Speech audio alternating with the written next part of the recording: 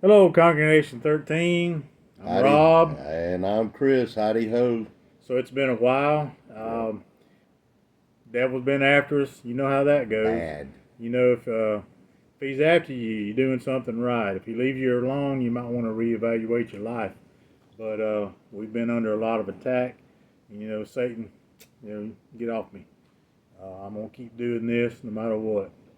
And so we're sitting out here on the porch again. So it's been a while since we've done this. We've been down in the bunker, but you know what?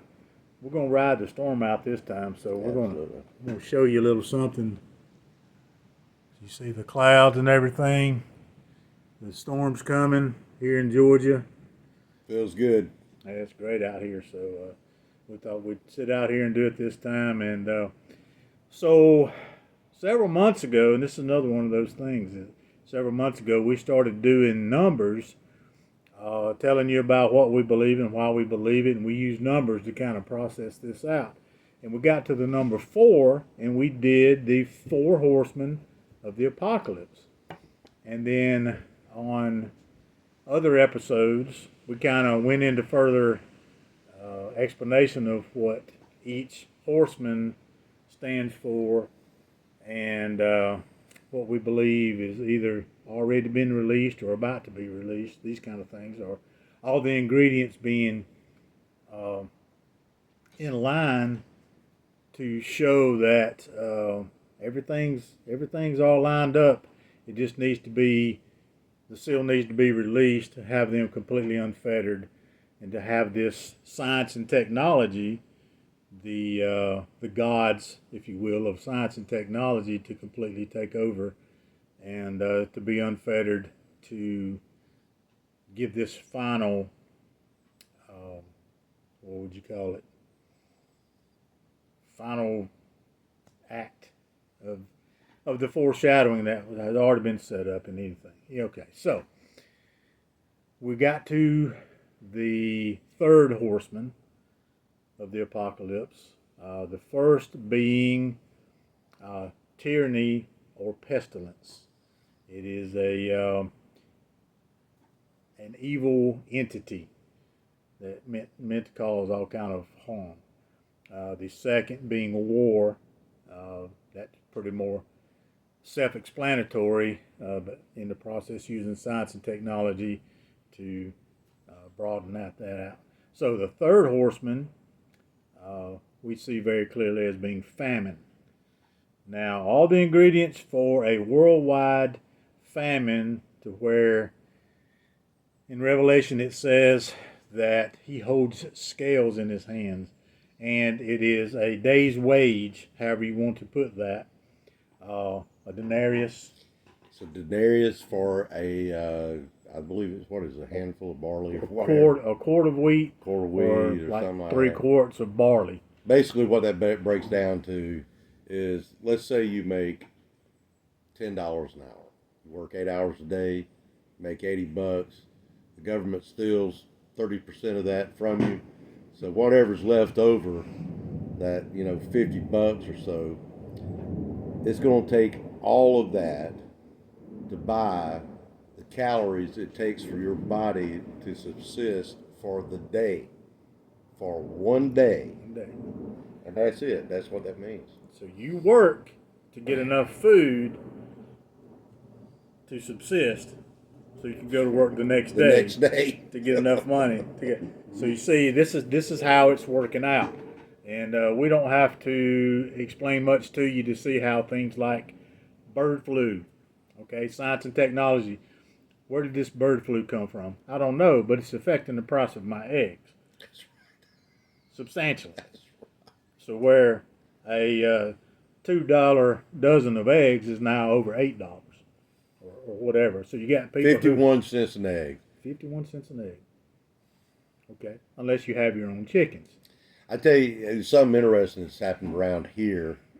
Uh, I don't know about other counties or other states or whatever, but when you go in, like, say, for instance, to a Waffle House, they'll charge you extra now for eggs. Surcharge for A eggs, surcharge for and that's your staple. when you go to a place like that. And now you got to pay extra For just, a staple. just for your staple. Okay. So, a lot of things are already in place. You've got big pharma, big farms. You've got a lot of science and technology out there that are doing things to make it where, and you've got laws controlling things. So it's all about control.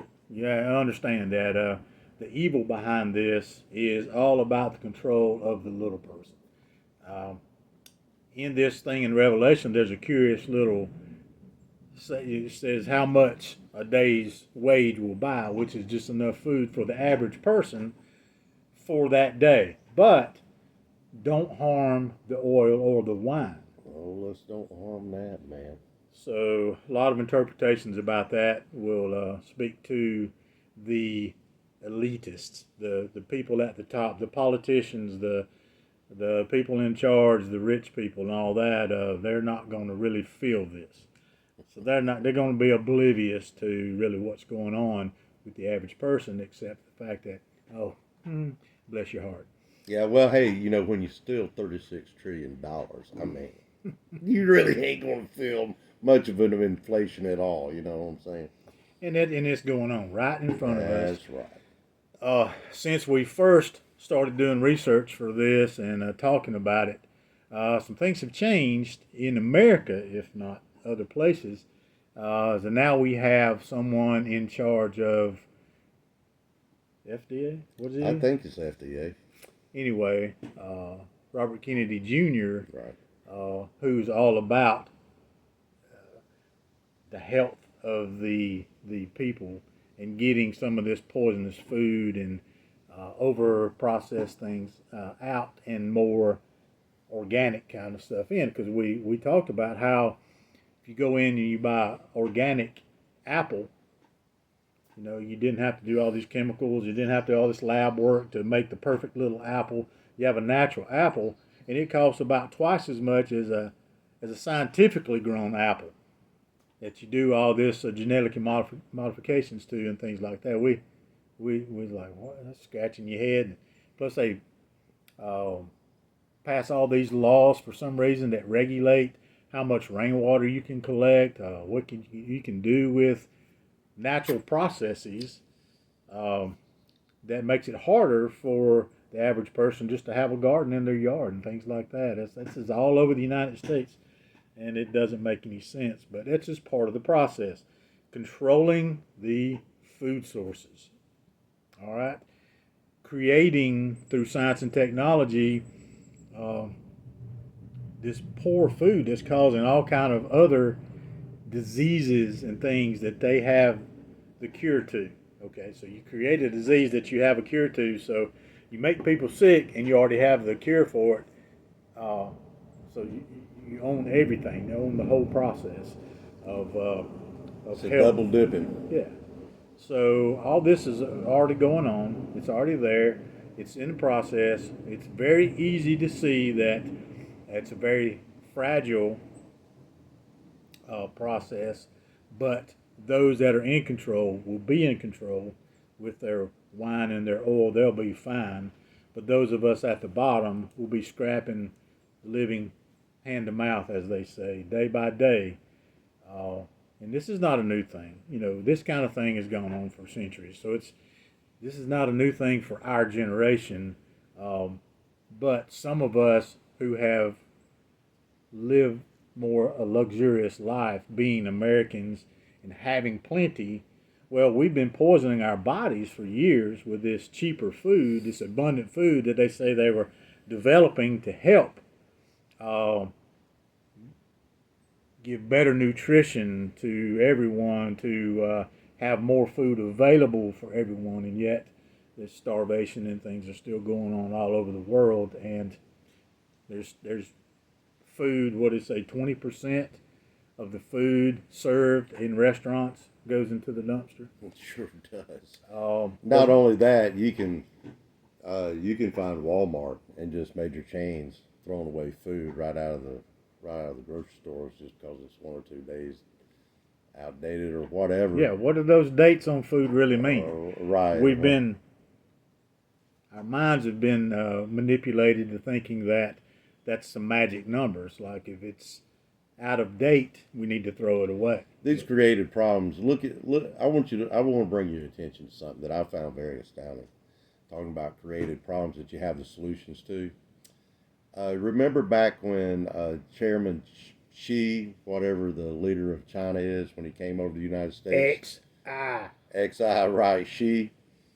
He comes over to the United States, lands in California, right there in a certain part. I forgot what part it was, but it had a very high homeless population there. And it was San Francisco. San Francisco. That's way to go, libs. Way to go.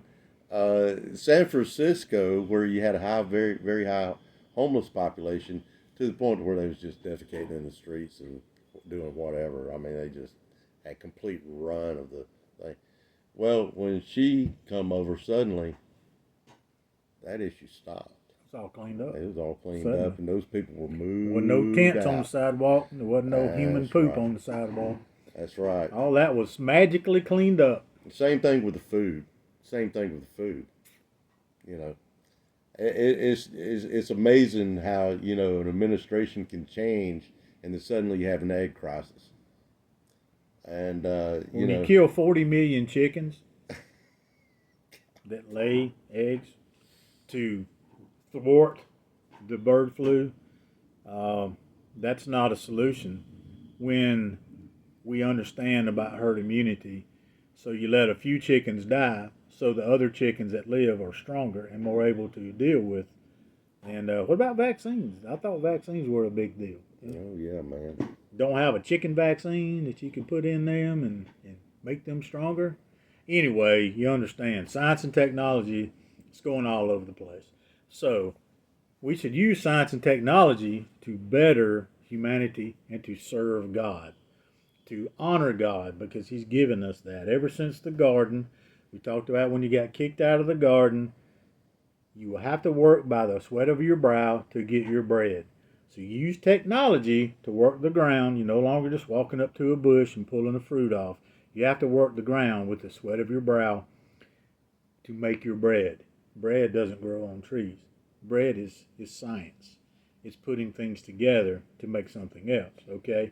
So that's our staple now, is bread, not the fruit of the vine, right? Okay, we don't just walk out and do, okay, anyway. You understand this has been going on since we got booted out of the garden. That's part of our punishment of the fall. Okay, so a reminder that we must use the sweat of our brow, must use our brain, we must use these things to get the fullness of what God has created to feed ourselves. And then there's evil entities out there trying to manipulate and control the food sources, poisoning them, and then giving you a remedy for your sickness, or controlling the distribution of the food sources and things like that for no particular reason. Not trying to get plenty of food to everybody.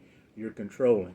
Okay, you're controlling the food sources, and this kind of thing is going to get out of hand. A lot of farmland we talked about right here in the United States is being sold off to other countries, or it's been bought by, I would say, evil entities right here in the United States, Right. and used for solar farms and wind farms and things like that instead of growing food.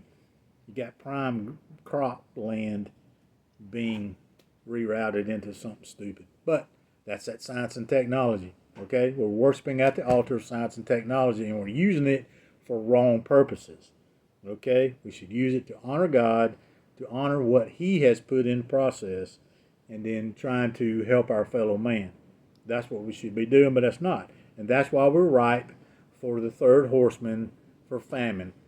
It's right on the horizon, and we hope it's not there, but I think everything's in place. Everything's in place, and it's very fragile, and it could happen a lot. So have your heart and your soul prepared. Okay? I'm not saying go and buy a bunch of stuff and put it in your basement and be ready for long-term hunkering down.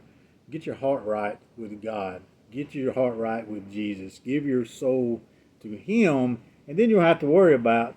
So if anything happens here, no matter what, you have a place at His table in heaven forever, and you're not ever going to have to worry about things like this, whether it's going to happen or not, how it's going to happen, it doesn't matter.